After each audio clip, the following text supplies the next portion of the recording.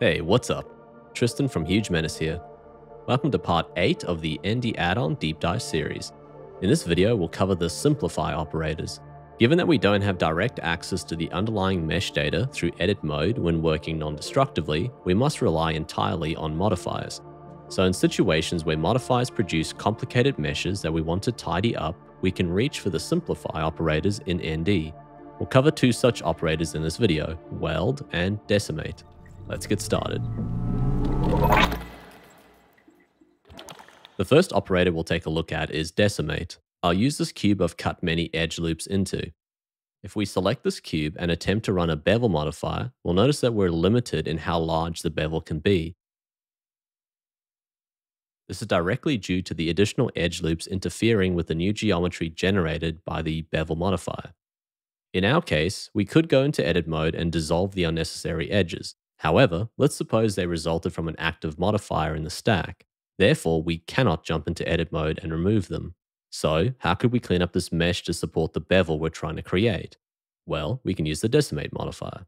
With the object selected, choose Decimate from the Simplify submenu. At first, it may appear as though nothing happened, so let me turn on the wireframe preview. As you can see, with the modifier active, we're left with only the edges supporting the cube shape. All other edges present on the 6 faces of the cube have been dissolved away. You can further confirm this by toggling the modifier in the stack. Andy has added a Decimate modifier to the stack set to planar mode with a 1° threshold. This effectively removes any geometry coplanar with the faces on the mesh that doesn't add support to its shape. With the Decimate modifier in place, we can rerun the bevel operator. This time, we'll have more success in adding a larger bevel. Awesome, let's have a look at the Weld operator next. The Weld operator is similar to the Decimate operator. It removes unwanted geometry. What differentiates Weld from Decimate is that it's solely focused on vertices. For example, let's take a cube and manually add a bevel modifier. I'll set the width type to a percentage and the value to 50. Then increase the segment count. As a result, we get a quad sphere. However, if I duplicate the sphere and then apply the bevel modifier, and then jump into edit mode, we'll notice that there are a large number of overlapping vertices.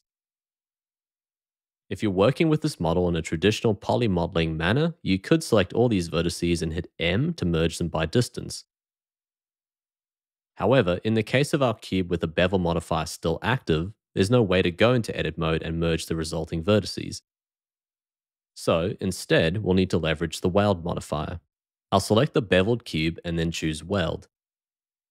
Now, given that I've manually added a bevel modifier to this object, Andy has tried to be clever by placing the Weld modifier before the bevel in the stack.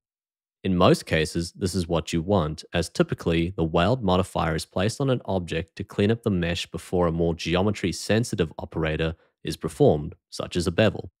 This only happens, however, if you run the dedicated Weld operator. We'll see in a second when this is not the case.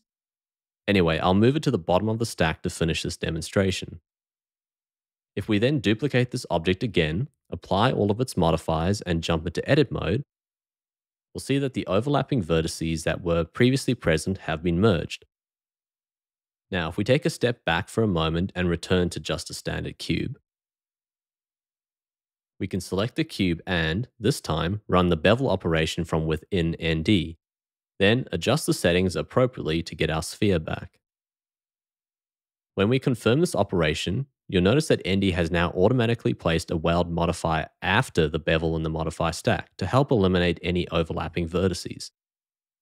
So it's worth keeping in mind. For operations that may result in overlapping vertices, ND will automatically add a Weld modifier into the stack after the modifier that would create the additional geometry. If you select the Weld operator directly, it'll be placed before specific modifiers in the stack, such as bevels. In that situation, you most likely want to apply a Weld to clean up the geometry from other operations ND may not know the context of. Either way, they're just modifiers at the end of the day, so you're free to move them around if ND hasn't made the correct decision for your particular situation. Alright, that's it.